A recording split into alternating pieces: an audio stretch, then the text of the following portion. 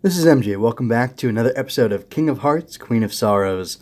This time I'm going to be analyzing, talking about, discussing, dissecting Mobile Fighter G Gundam episode 31, which is something about get angry Gundam Maxter. Anyway, I'll explain as we get into it, but I've entitled this episode Purple Mountain Majesties after a song that Chibodee's mother used to sing to him when he was a child.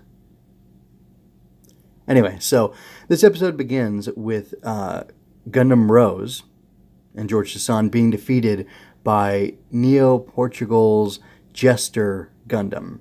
And the pilot, whose name is a little too complicated, so I didn't commit it to memory.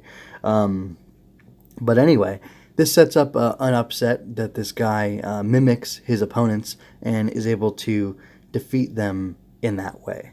And that's interesting. They say that imitation is the sincerest form of flattery, and it's kind of interesting because there's a little bit of a thread going on. You know, George is copied, Domon is copied later on at the circus, and then finally Chibodee is actually impersonated and confronted by the Neo-Portugal pilot, and he basically dresses up as him and reminds him of his painful past and just how afraid of clowns and the kind of the circus he is, for good reason. But he does that by impersonating him and calling him out and luring him into a trap, basically. And I don't know if his intention was to cheat and defeat him there, or if he was just looking to freak him out. Because I guess he could have probably beaten Chibodee, but he chose not to. He chose to drag it out and then use the fear that he set up and established to paralyze him in their Gundam fight match. So that's pretty interesting. We've seen, obviously the assassination attempts on Domon before, but we haven't really seen an intimidation tactic used to get to your opponent. So it's a little bit of a different spin. So yeah, Neo-Portugal's Romario Monini hacks into the files on Chibodee that Neo America has, and for some reason they have stuff on his past from way back when, and he discovers that a riot of clowns, an insane clown posse, if you will, took up arms, as is their Second Amendment right, I guess. Gosh. And rioted and killed a bunch of people, probably Chibodee's mother as well, because there were very few tickets remaining to go up into space to the colony. And anyway, they wanted him. They were kind of terrorists who commanded a shuttle of their own, and they did it by threatening the lives of a bunch of innocent people. And Chibodee was forever scarred by that. And then he,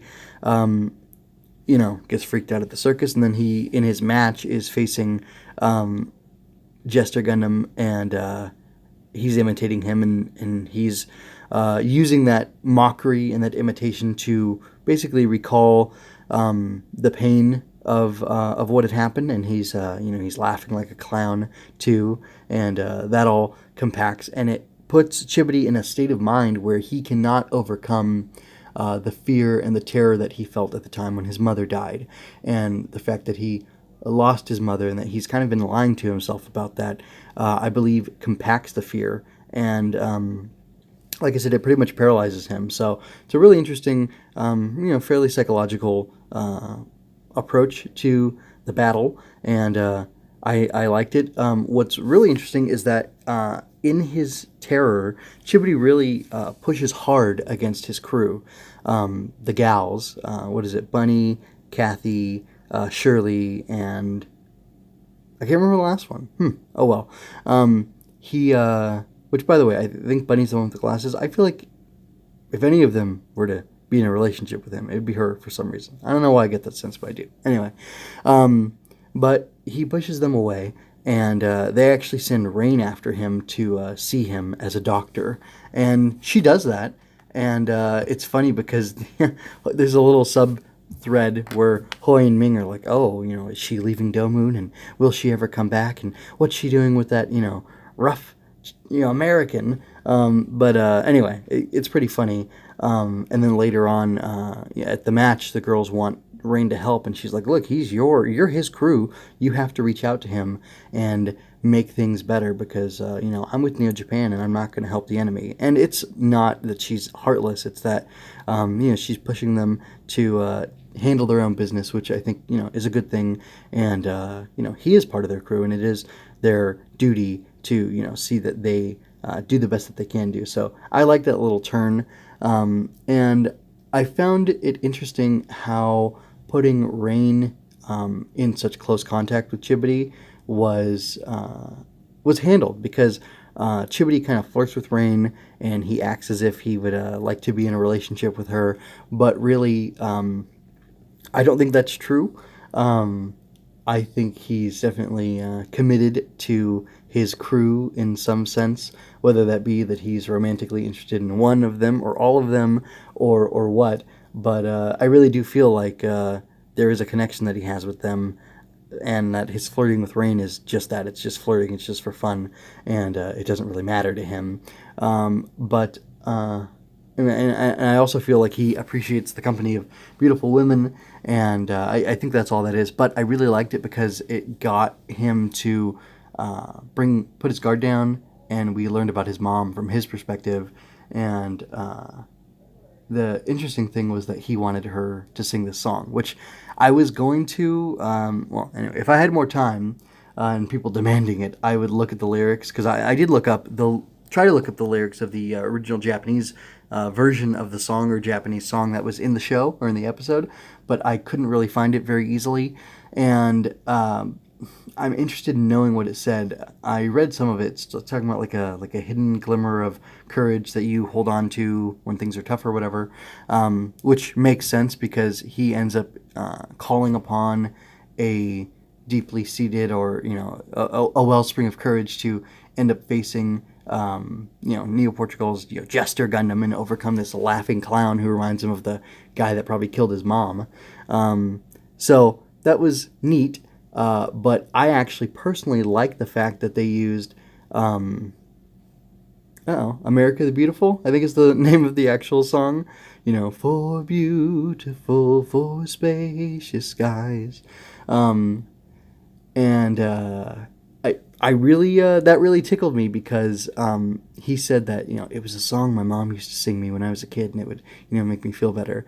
And, he is the star, like the rising star and the representation of the hopes and dreams of Neo-America. And to think that his mom used to sing that song to him about how beautiful America is, it just, I don't know, it feels right and it feels good.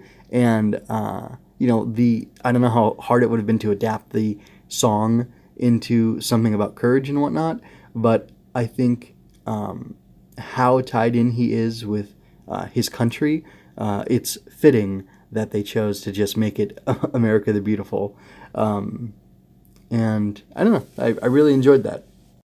There's also something about the way that G Gundam frames the relationships between men and women, and like power between men and women, that really fascinates me. It feels very romantic, like the song from his mother, the song that Rain sang to him, the song that the girls sing to him, that his crew sings to him. Like, it is soft and it's feminine and it's coming from that place, but it gives him power, it gives him courage, it enables him to, this roughneck fighter, flirter, like kind of empty, kind of shallow seeming guy is filled with something greater than himself, is inspired by the words of women. And, whatever, the original author of the song wasn't a woman, but that's who he knows it from, and that's where it comes from for him. He probably doesn't even know who the historical author of the song is. Like, I don't either at this moment, but it's the love and the support and the tenderness and the gentleness and that different type of strength from these women that enables him to face himself and to face the fear and to rise above. And I think that's something really important, and there's probably other bigger themes that are present in this, but I like that one most of all. That's what kind of spoke to me about, through this episode. So anyway, that's all I have to say about this. You can find more of my work at mjmunoz.com. If you really, really like what I do, you can consider I'd love it if you'd consider supporting me through coffee.com/MJMunoz to enable me to keep doing this and more stuff.